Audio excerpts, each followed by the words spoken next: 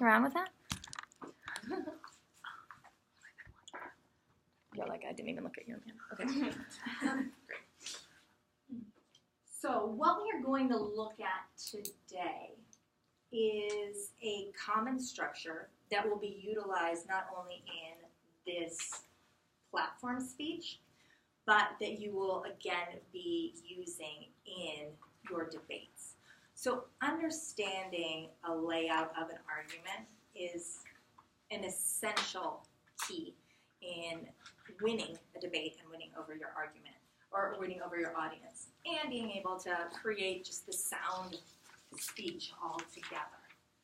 So the first thing that I want to take note of are a couple of terms. Did you? No, you're good. Are a couple of terms and some things that we want to make clear. The first, Let's bring this back. is a concept called an assertion. So the assertion ideally is your proposition. And all of us have our proposition written out, correct? Yeah. It's what you want your audience to say yes to. It's the reason that you open your mouth. It is the central idea of the speech. It is what unifies everything. It is the reason that we are using any evidence or examples, etc. It's like to persuade my audience that they should, for example, drink water.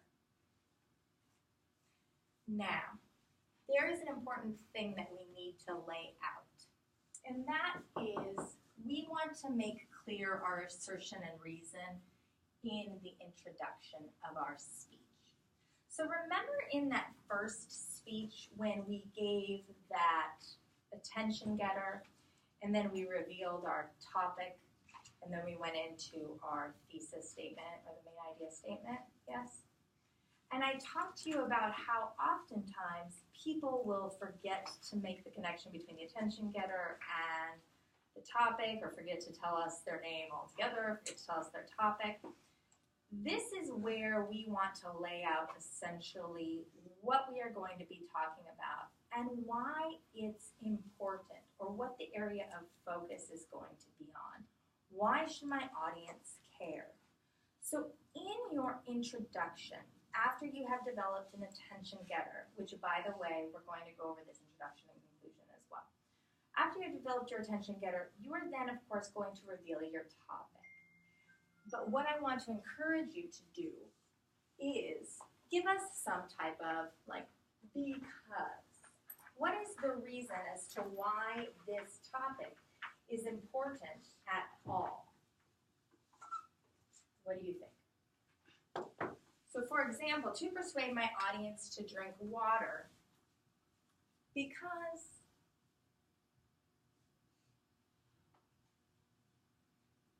and it may not, why do you think you need to drink water? Why do people, there's really one reason why people drink water, right? To survive. Yeah, well, survival, good. Because beyond survival, it is essential for your health. Yeah, for your health, for your everyday health. And this may be a great way to tie back into your audience, to make them see why this is important to them. So if you wanted to, we can make that claim. Two, and do you all mind if I maybe utilize some of your topics while we're talking about this? To eat, do you mind? Yeah. If I talk about it? So if we've talked about, eating organic is one of our topics in this class, to eat organic, you've already given us your because in your proposition, which is great. We narrowed the focus really easily. So to persuade my audience to eat organic for the benefit of their health. Absolutely. And that's what your entire proposition is. However, we have other individuals who don't have a because in their proposition. And that because may need to be made clear a bit in the introduction to also clarify for the audience, why is it important for me to listen? What's going to be helpful? But how do we state that on behalf of everyone? Yeah, so what's your topic? Lack of sexual education. Yeah. You may want to state your because first. So now, your first main point is going to be a lot of problems already established, right? Yeah. Could you synthesize, the issue of could you synthesize that concept of problems? So like, to persuade my audience that sex education is, you said, mandatory for secondary education? Should be. There we go. So to persuade my audience that sex education should be mandatory for secondary education because the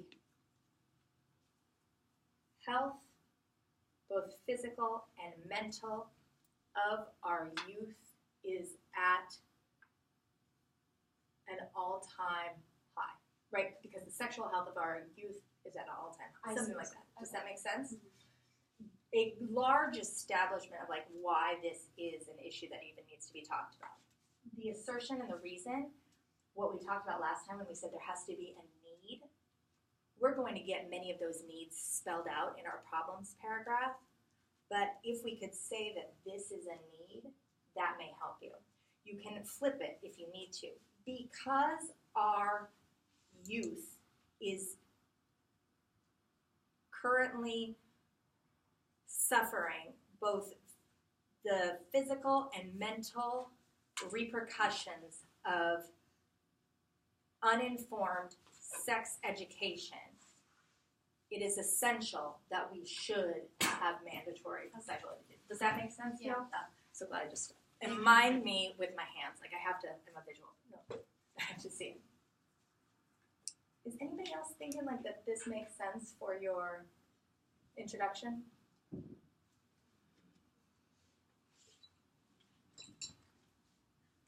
Erica? Yeah. Because of the potential mental and physical damages caused to not only the individual participants, but also the greater society at large, adult beauty, say it with me, should be, give it girl, yes, right? So this one makes sense. So this is where we could go if you wanted to. So if we start with the because, it may help you a little bit, but you can flip both ways. Sound good? This is the reason of why you really like come up with this. And we'll go through each of those problems and the harms that they potentially cause and you know what's coming out of it, break down those statistics on a narrower level when we get to our first main point. But when you're establishing in your introduction this topic, it's a great way to do it. Okay, once we go into there, then we are going to, of course, list out our main idea statement or a thesis statement, if you will. So today, in order to persuade you that these should be eliminated, I will first discuss the specific problems that come out of this issue, then I'll discuss causes, and finally we'll offer some solutions. Then we give a transition. Let's first take a look at the problems that currently exist, or the problems that are currently happening. Does that make sense to everybody? Then we go into our problems. So, how do we lay out an argument? And I'm not going to talk about it specifically until I move over there. Let me lay out some terms and definitions and hopefully explain it to you in general, and then we'll get a little bit more specific as how it will look for each of you. So the first thing that you will always have, it's a three-pronged process. Literally, if you lay it out, it's claim, evidence, warrant, period. Okay, there are multiple other steps. This is a concept that is known by a man named Stephen Toulmin. So if you ever take your contemporary rhetoric class, 351, which I also teach, you will learn about this pattern of organization. Now there's numerous other ones, but again, intro to debate, this simple 5-minute platform speech, we're going to keep it with claim, evidence, warrant. Sound good? All right. What's a claim? Well, a claim is the idea that you want to prove or disprove to support your proposition. All of you would know this potentially as in the case of your speech that you're going to be giving. This would be your first problem, okay?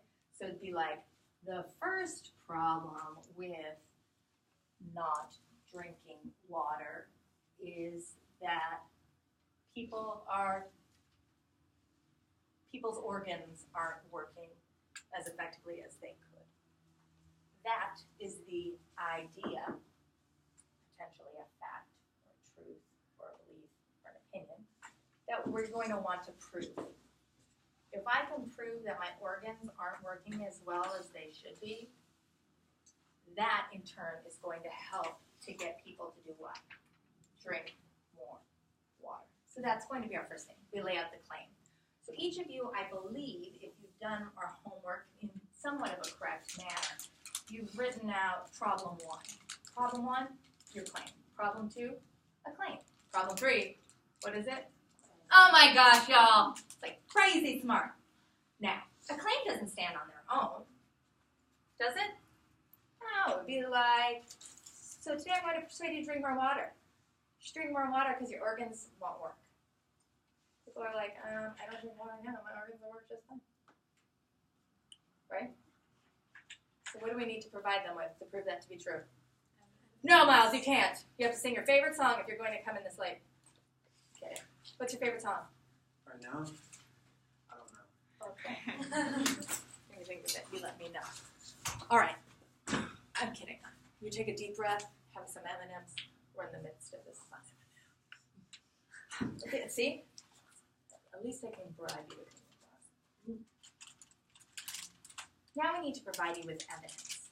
This is your grounds, aka I stand my ground, or where have you heard the word grounds before? Because grounds is a debate term, really, and that's why I use the word grounds, because we'll move into this debate. But in arguments, or in any type of argument, we just need to provide evidence. But what is a ground, or where have you heard that word before? Is it the thing you base your argument off of? Okay, good, which is typically your evidence. It's really like our foundation of our argument. It's typically what led you to come up with the claim and the proposition already. The evidence is what you all already have in your back pocket, what you've read about, your types of facts, so any types of numbers or statistics or systematic observations. And when I say systematic observations, I mean like today I did a research study on 100 college students, and I watched 100 college students come in and out of the lion's den, and I watched what they ate, right? And I can conclude that after doing this trial 1,700 times, that every single 99% of them come out with a bowl of pasta, right? Something like that. So systematic observation is some kind of like the research that we've done, our trial study, in which we've observed the world around us and concluded upon something. I feel like I did that whole worksheet incorrectly. That's okay, huh? Really? Yeah. We'll talk about it. Okay. Listen, I wasn't here. Anne probably didn't explain it. I heard that there was some shenanigans going on. Oh, good. Head nodding. We'll talk about that. And that's why we do these extra days. Okay? So don't worry. I'll go home and I'll look at them, and then we'll talk about it. Shenanigans? Well, hold on. We'll talk about shenanigans in a second. And again, by use of definition, the word shenanigans may mean something to me and mean something different to Us. exactly. So, like, I use the word shenanigans, and you're like, that sounds like it was a party. Did I miss the hat and the confetti? Or were people, like, being crazy and yeah, so, right, we'll talk about definition. All right. So, this is on the grounds, everything that we base our argument upon, the thing that probably led you to the proposition and your claims to begin with are these things, these numbers, these statistics, these systematic observations. It also provides us with some kind of, you could also use, in addition, it's fine, you just sit right there, testimony. So what is testimony? Well, it's typically the words or the ideas or the opinions of, another person. They give you their testimony, their personal experience with, or their personal knowledge of. And testimony is this thing of like reliable reports of events, experiences, or observations. Testimony can come from a myriad of places. The first place that a testimony can come from is one, an expert testimony. And then the second is, what other type of testimony do you think? A personal testimony, sure. And your personal testimony would fall underneath this idea. So if we have expert testimony and maybe observational testimony. If you're not an expert, then you're a oh, good. Yes, nice use of the compare and contrast. Okay, good. But if you're not an expert on something, let's say, like you don't have a doctorate, you don't have a certificate in something, you don't have like 20 years experience working on the job. It may also be called peer testimony. Now, peer testimony, for example, let's take into consideration a little something called an infomercial. Now, an infomercial is a persuasive device getting you to buy a product. Yes? Anybody ever seen a Proactive television commercial? Fantastic. Proactive provides you, in their small segments, with two different types of testimonies, typically, to prove, in addition to like facts or statistics, the numbers, etc. They always provide you with testimony because it's an excellent way to encourage our audience and to get them to go along with, with buying this product. So they use first this, expert testimony. Who are the experts that they have give you some kind of testimony for their own personal experience? With it. Who are the experts? Doctors, absolutely, doctors, dermatologists, right? If we can get somebody from the scientific field or from the medical field, that is going to build the credibility, and that is also called and if we can build that into any type of evidence that we are providing, it's more than likely that we're going to buy into it, okay? The other is peer testimony. So who on the Proactive commercials do they use in addition to the experts? Celebrities. They're just like us. They too have acne, right? Okay, so they get people like Katy Perry or Diddy or anybody else to talk to you about their case issues. Beyond those individuals, so those individuals are not what? They're not professionals. They're not doctors. They're not dermatologists. However, they are individuals who have had what? Personal experience using said product before. They not only use celebrities because that's a great way to bandwagon, if we'll talk about fallacies a little bit later, but they cover their bases by also presenting who? People with really bad acne that look like whom? You and me and that guy and that girl and everybody else, right? So they get average Joes as well to come in and to communicate their personal experience. So testimonies can be from a lot of different places. Where the credibility on this testimony is going to come from is truly up to you as the speaker and also us as the audience. What is your audience going to be more inclined to believe when it comes to testimony? Ask yourself, what would you believe? And that's a good way to gauge where we need to come from. Those testimonies are not only a great way to build in your ethos, like we said, but also what else could we see from these testimonies? What? Yeah, absolutely, right? We can create this emotional connection, and they can speak to us on a level that perchance we understand much more than the numbers ever could by sharing that experience. And then the other types of evidence that we can do, informed opinion. These are judgments from reliable sources if you wanted to, and this builds upon the concept of testimony. That, in my opinion, did any of you watch The Good Wife? No, it's such an older demographic. Oh, well, all right. What? My mom does. Yeah, I know.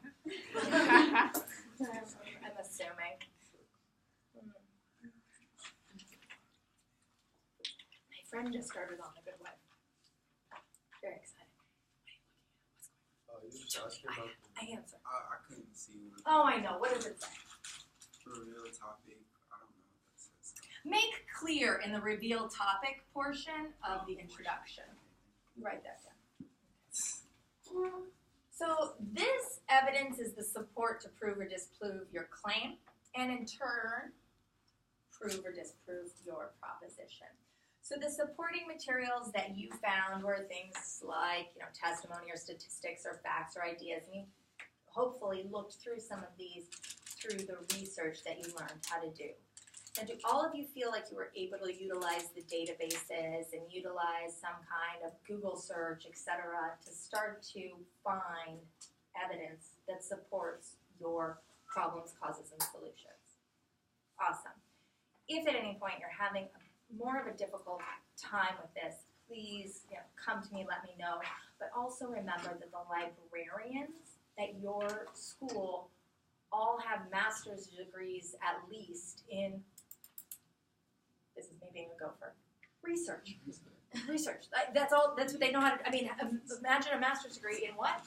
Research. You think those people can find what you need in like 5 minutes? Yes. Yeah. Go and ask them. That's what they're paid there to do, and that's what you're getting out of your education. So use that and go get that for yourself.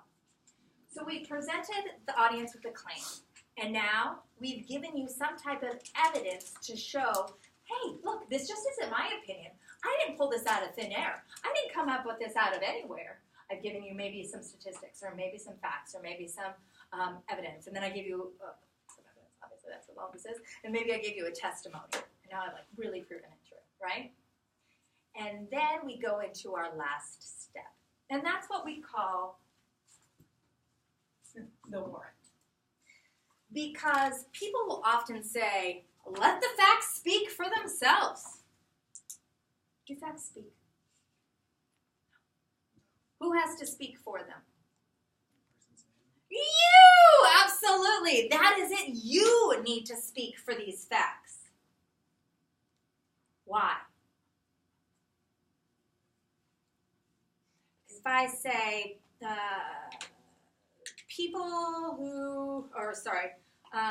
when one doesn't drink water, their organs don't work effectively.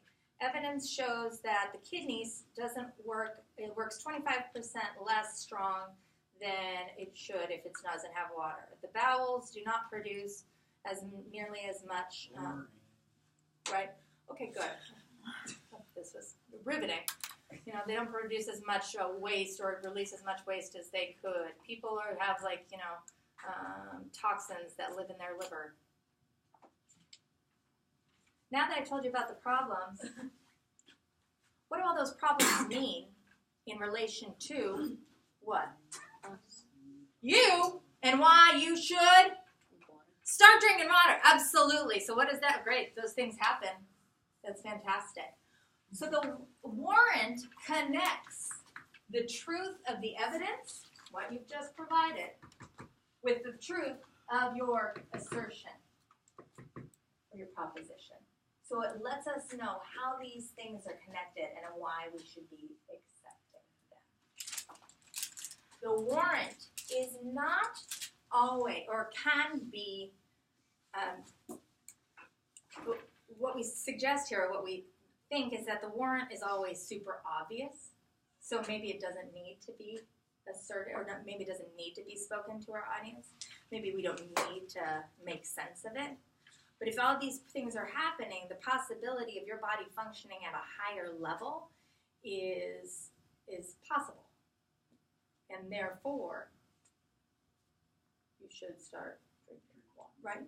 So all it is it's synthesizing this concept of our evidence, or whatever we've just learned about, and tying it back together with that proposition of our own, and making it clear to our audience. So for example, and what I've done here is I've provided with a little bit of a layout about how your first problem would look. So as we know, all main points are indicated by Roman numerals. So the first main point of your outline is going to be Roman numeral 1, and that will be your problems. So the problems paragraph, here we're going in. So each of us are going to list our claim, which is number 1. So our problem is our first claim.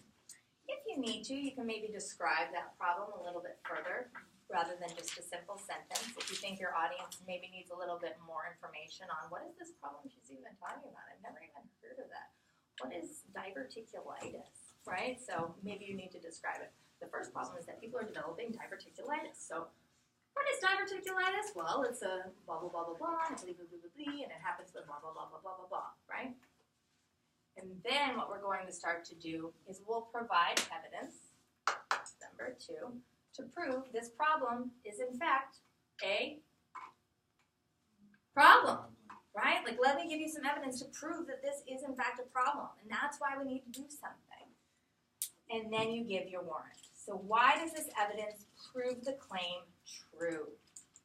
and in turn justify your entire policy. You can again do this idea of because of the death and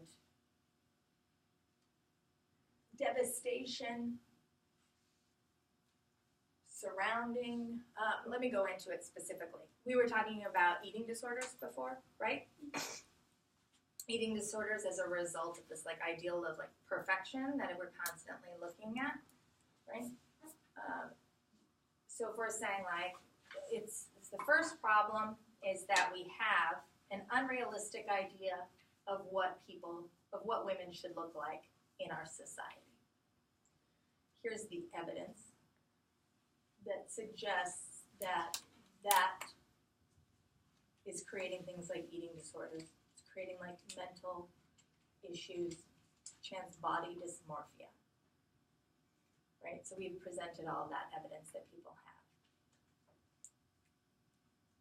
Great. Now let's tie it together. Because 93% of society suffers from some form of eating pathology, as evidenced in the research I presented to you.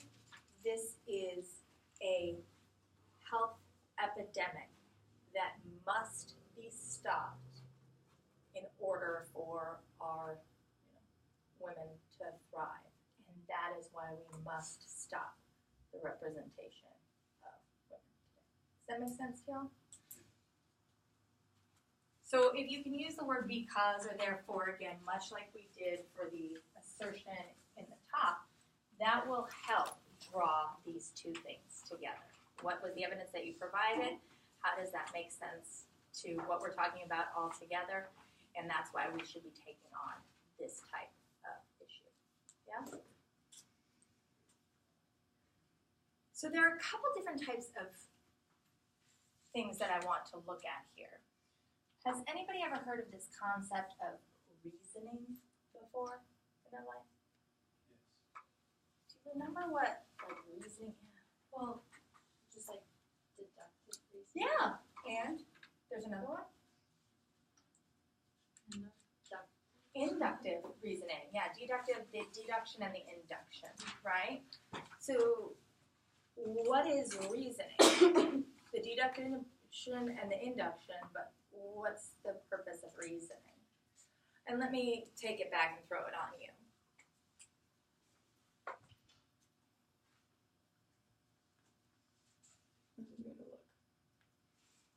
How did all of you decide today? You made a assertion for yourself, a proposition. Today I should wear long sleeves.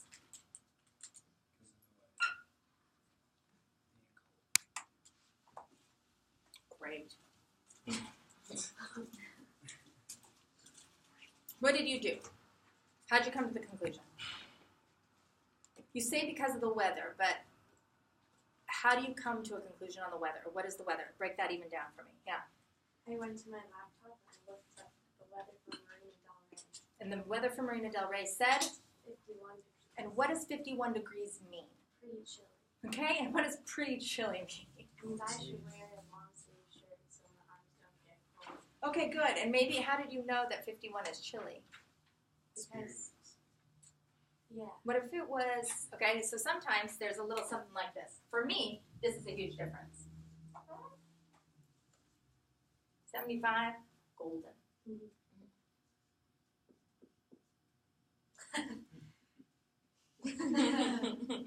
74 and below, I am miserable. How do I know now that when I see this number compared to this number, that's what's going to make the difference for me, personally?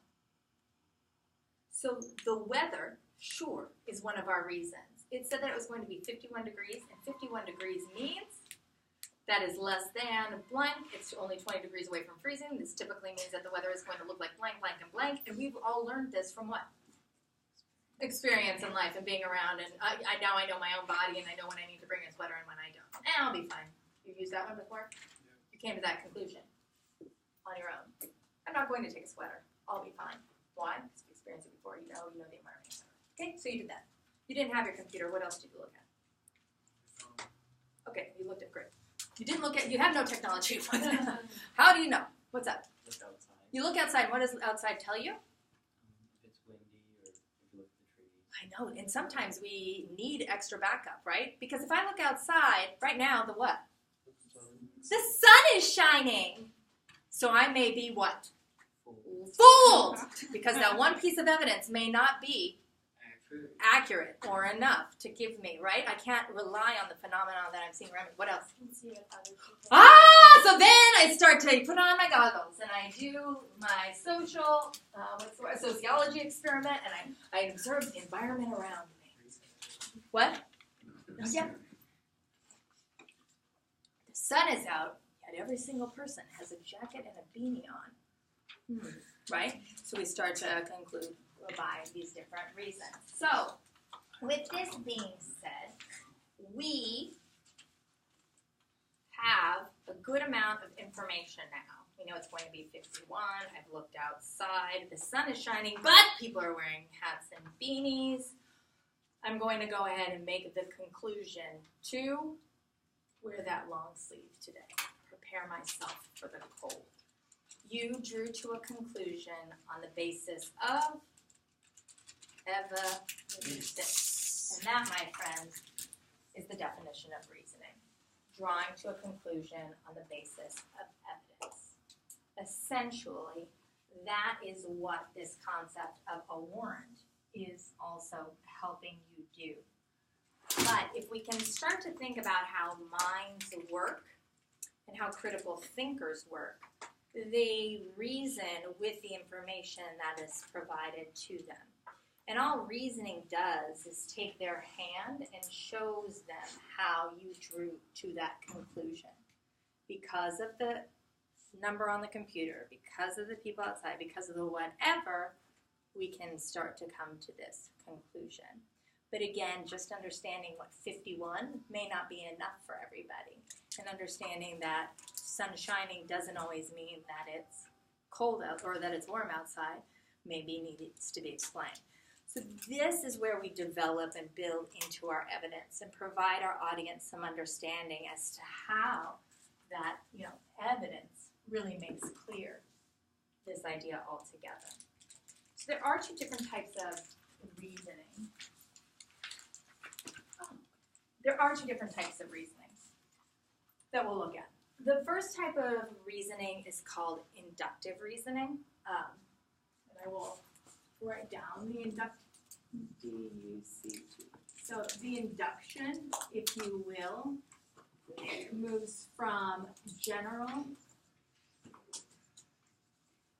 to specific. And what I mean by that, general observations, general facts, general ideas, general opinions, and comes to a specific conclusion. How many of you are already thinking about the potential of next semester and what classes you're going to take? I know that people have been in, meetings with their advisors, right? So is there a class that you're dreading taking? I don't really know. I might be going abroad next semester, so. Oh, right. I don't know. 451. Nobody wants to take 451? What's 451? Research? Yeah.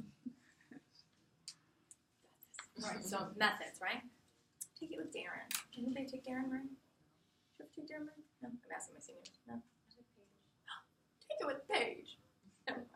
Both of them. Those two always work hand in hand anyway. There's two peas in a pod. They're so fun. All right, neither here nor there.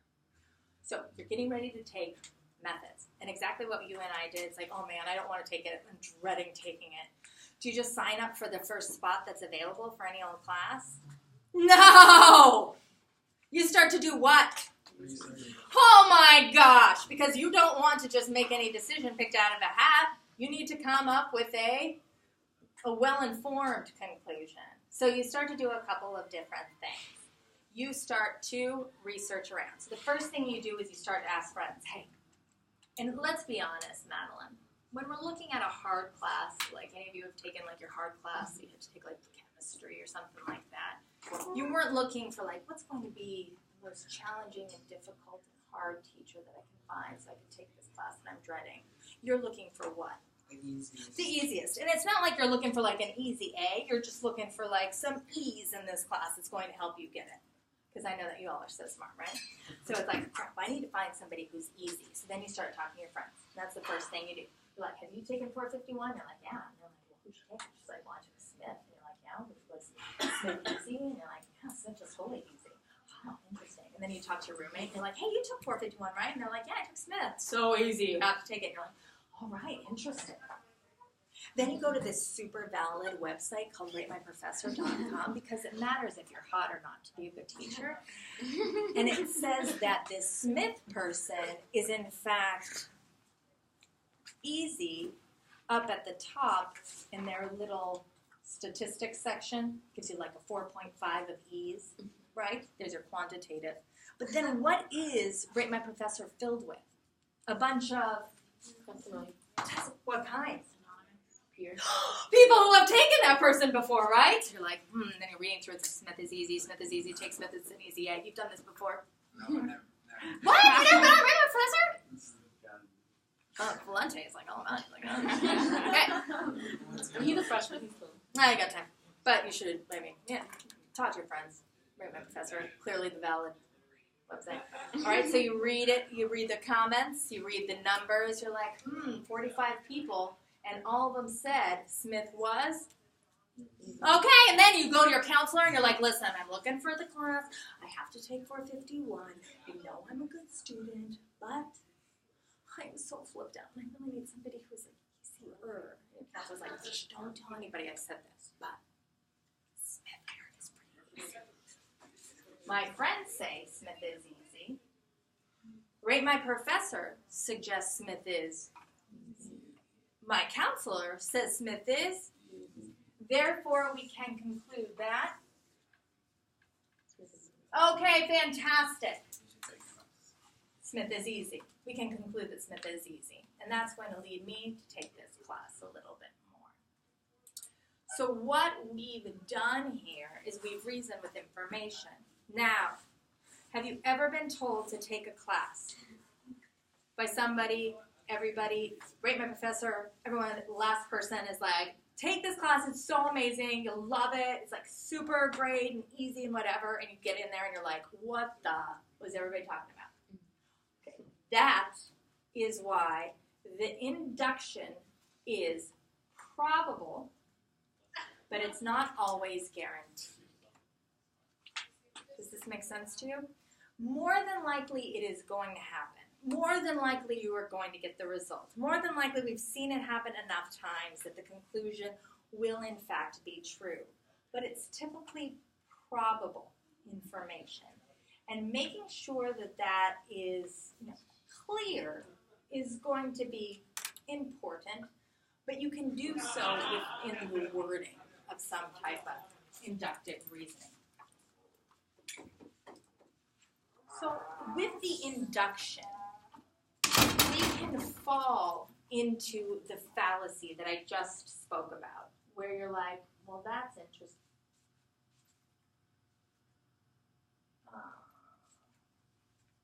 I said this backwards. It's like, wait a minute. It moves from the specific to the general. Why? Because those were all specific what? Instances, specific examples, specific times, specific detail. And we've come to a general conclusion that Smith is easy. But the problem, or a fallacy that results out of this, and a fallacy, all it is called, if you remember from like your basic English class, is an error in what? In reasoning. Good job, everybody. I'm sure we remember. E-R-R, wait. Error. E-R-R. Oh, okay, I did it right. Sometimes when you're close, it's all right. It's an error in reasoning is a fallacy. There's only like over 250 fallacies in the world. I will have you memorize 250 of them. We'll have a quiz on that later. But for now, let's just learn the top 5. Just kidding. But there are a bunch of different ones. But I'm going to go over a couple of the different ones while we talk about this idea of reasoning. So this error in reasoning, it's if something logically doesn't sound right, it's typically a fallacy. The type of fallacy that can emerge from inductive reasoning is called a hasty generalization. It doesn't provide the audience with a great enough breadth or depth of instances that suggests that this is truly a problem. So it would be that one person on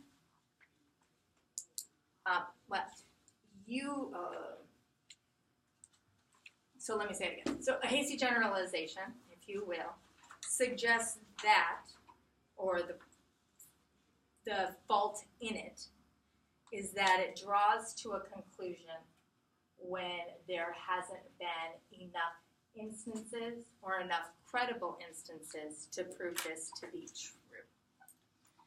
Maybe it's happened on an occasion, but we can't assume that Smith is easy just because one person tells us so. That's a hasty generalization. And if you've ever made a decision based upon one person's opinion in your life, and it did not turn out the way that they said it would, anybody ever have this? Anybody think of a specific example they want to tell me? You made a decision just because one person told you to, and that.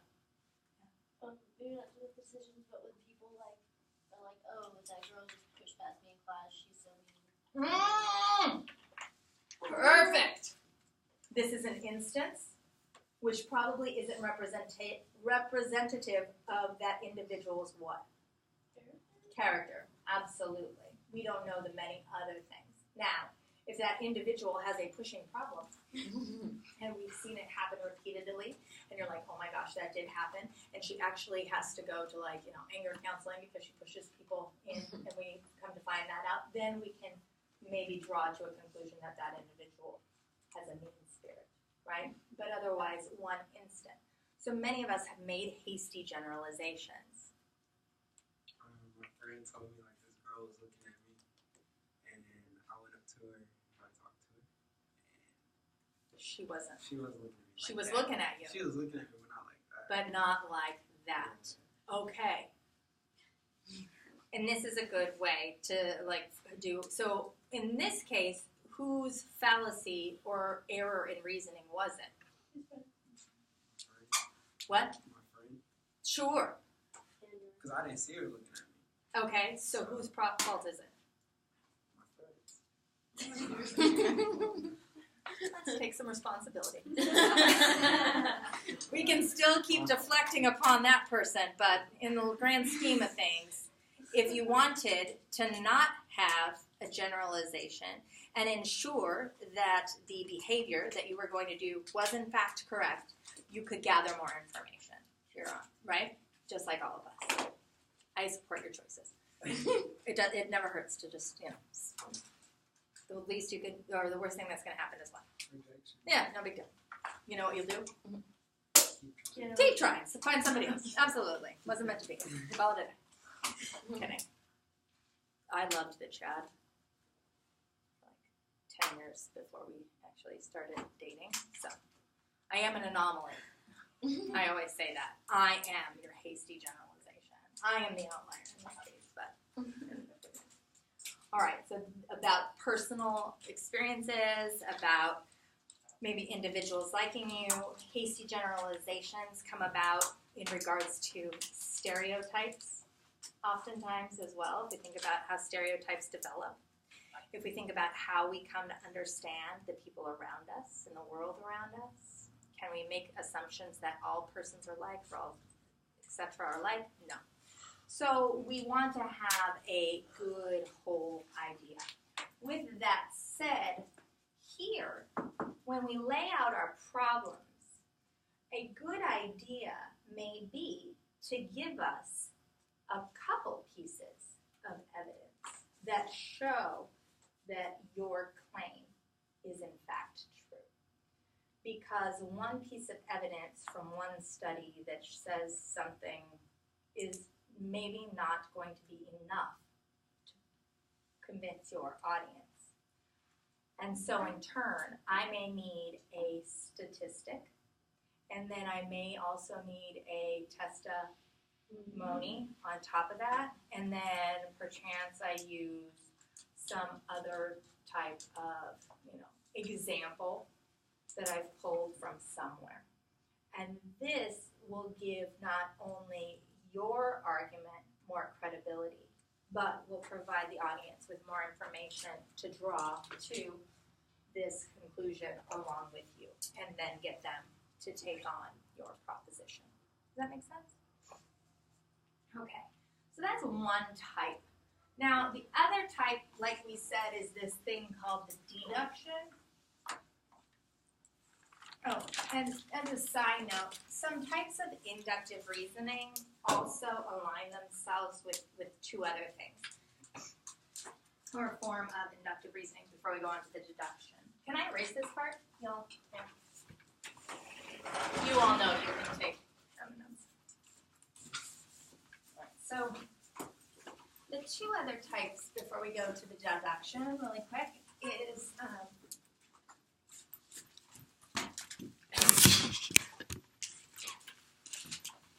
called causal reasoning.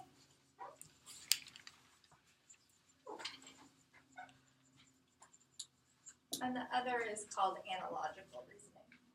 Analogical reasoning. So causal reasoning establishes the relationship between cause and effect. Because of, let's say, A, B happened.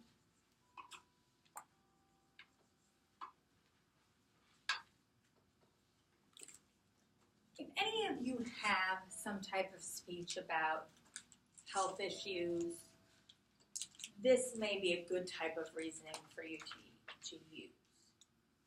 Or if, like, the result of experiencing one thing is, in fact, causing things like violence, like we talked about, eating disorders, cancer, stomach ulcers, etc. Causal reasoning is a good way to make sense of this.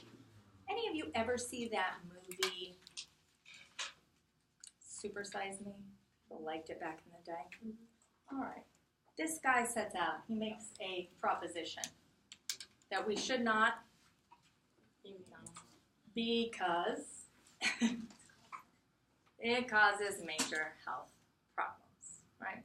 And so the entire movie is him laying out the myriad of problems. But what he seeks to establish is a cause and an effect. Because I ate McDonald's for 40 days, breakfast, lunch, snacks, and dinner, he developed A, B, C, D, E, F, G, and H, right? This was the types of causal reasoning. We could synthesize that even and put it into, a speech about not eating fast food. For example, in the movie Super Size Me, blah, blah, blah, and he does A, B, and C, and then that led to this result. And so it tries to establish the reason between the cause and the effect. So again, this idea of the because is helpful in the reasoning. Now, what is the cause? So we would have to lay out some type of in our causes, right? So this would essentially be our evidence, our induction, evidence, and that has led to the specific effect. Now, there is also a fallacy that exists within a cause and effect type of reasoning, and this is called the false cause. It's where we suggest that one thing is the reason for this effect, when in fact it wasn't at all. Causal reasoning in regards to sexual assault oftentimes presents false causes. She was sexually assaulted What was the cause that people will try to say? Because of what she was wearing. Because of what she was wearing. She is at fault for being assaulted because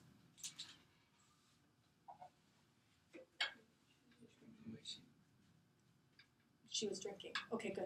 Are these the reasons for the effect? Were these the causes? Are these the correct causes? So these can present what we call even false causes, right?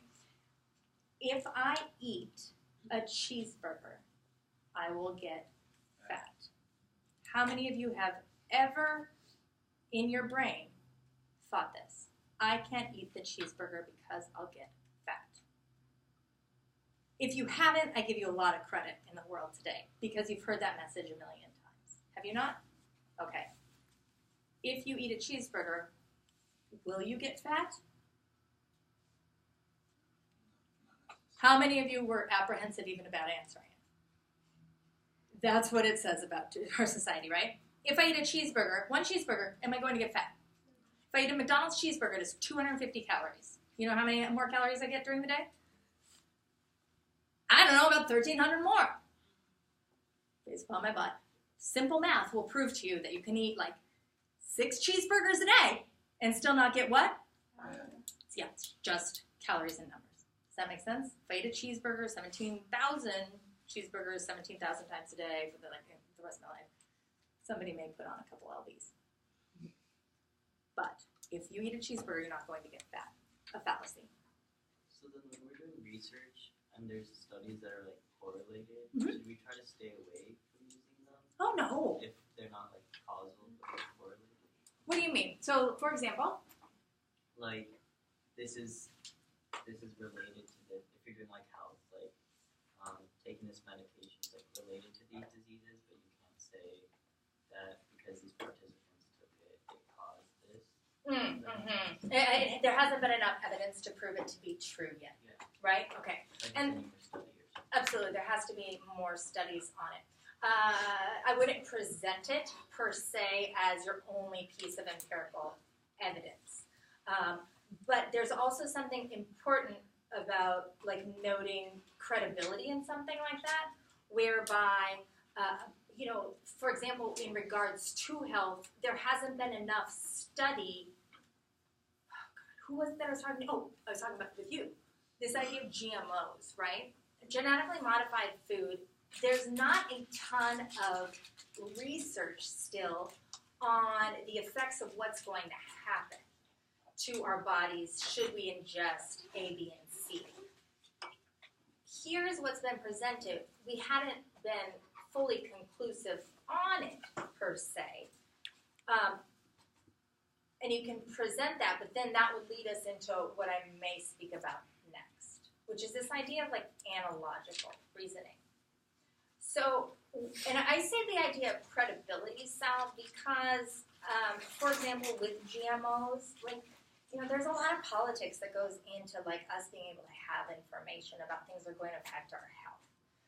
So the reason that GMO studies aren't done so much, the reason that there isn't that much research done, and that there are only small choices, is because we can't we either don't have access to it, or it's being held, or that's not privy for us to know. Or we have to note that our FDA is severely more strict than anywhere else in the world, typically because they want to rise prices of our prescriptions and things like that. And thus, the information that we get is very limited.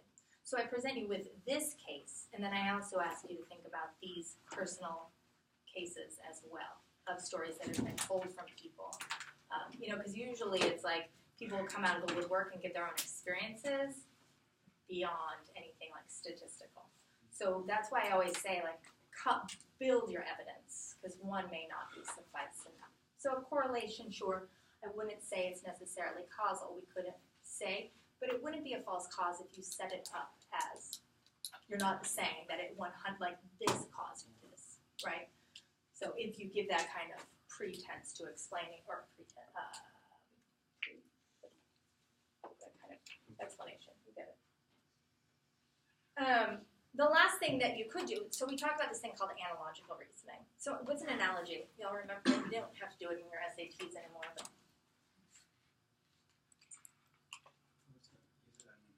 yeah, what's an analogy? So a metaphor and a simile, right? A simile suggests that something is like something else. A metaphor suggests something is something else. She's a pig. She ate all that pizza. Metaphor. He's like a tornado. He's so fast. Simile. Go ahead. It shows the correlation between like two objects or two things That are seemingly alike or not alike. Different. Just kidding. okay. Absolutely. It suggests that. So for us, an analogy. So an analogy. Pen is to paper as crayon is to. Sure. What would you use? Yeah, maybe coloring book. Ding, ding, ding, ding, ding, ding, ding. So this idea of analogies. If you ever wanted to go on and take the bar, if any of you are thinking about law school after comm studies, you'll have to do a lot of analogies. They do it all the time in court cases. Why? Because sometimes we haven't had experiences before that we can explain. Or it hasn't happened here in the United States yet. Maybe it happened somewhere else, so they start to utilize other studies. But an analogical reasoning, it assumes that, by definition, it assumes that what's true in one case is also going to be true in the other. My mom used to have this saying, what's good for the goose is good for the gander. Meaning that what's good in this situation could also be used in this situation. For example, marijuana is not on the ballot per se. When it comes up to be legalized, which it will on another time, they're going to have all these arguments. Like, it's going to be a gateway, and there's going to be too much crime, and people are going to be addicted, and they're going to go drive crazy everywhere. And what the advocates for legalizing recreational marijuana are going to do, are they going to take examples from other places where it is, what? Legal, like? Amsterdam. Okay, good. Bring it even more home. Colorado. There we go. Colorado. Since Colorado legalized marijuana, they have an influx of money. They have more money than they know what to do with. Crime has gone down, right? And so then they can start giving me all this evidence, and they say what's good in Colorado could also be good in California. Analogical reasoning. Students that I had in a business comm class once decided that they wanted a tram around campus. Like, that's what they wanted to put in, is like this is what we should have, this is what we should do. And so it's like, how do I find evidence for this tram? Like, a tram will be good, period. And I'm sure that everybody would be like, hell yeah, it would be. Right? Yeah. But what they did is they went and they looked at the evidence on campuses from, like, UCLA and USC, where they have trams around campus. And those trams get people to the class on. So how much did the whatever go down? How much did student tardiness go down? How much did class attendance go up once the trams were in? If it's good at USC, it can certainly be good here at LMU. If it works here, it can certainly be good here. Thus, if we're trying to make a connection about something that doesn't actually exist, your speech does not have a lot of evidence, i.e., Erica and I were talking, and although there isn't evidence to prove that beauty pageants, which she's talking about, the claim is that beauty pageants objectify women. Sure, what's the problem of objectifying women in beauty pageants? Specifically, she may not get that evidence that's going to say, hey, beauty pageants objectify women and they have this problem because of it. There may not be a lot of research on that. But there is certainly a ton of research about media objectification of women. And you can suggest that because the media objectification of women has led to things like violence, leave, blah, blah, we can assume that a formal, publicized, and widely watched event like a Miss America pageant can have the exact same repercussions as did blank.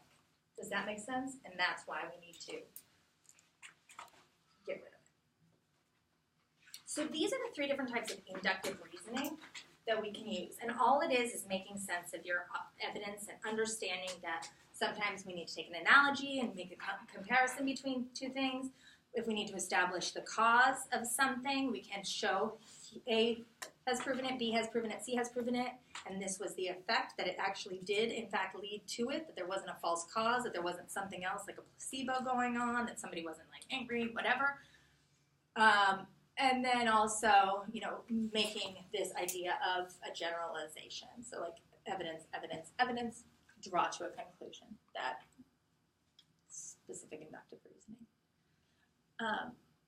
So I don't really have time to go through the deduction. But, well, I could. The deduction is the opposite, really quick, of your induction. It goes from, now this is, it goes from the general and it goes to the specific. It is a three-pronged argument.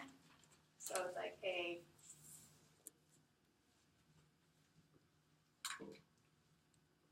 you ever seen this before? A equals B and B equals C, and right, that whole thing. You don't have to worry about the math, but nonetheless.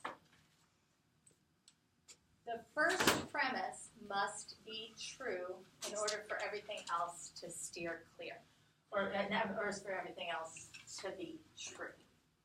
The first premise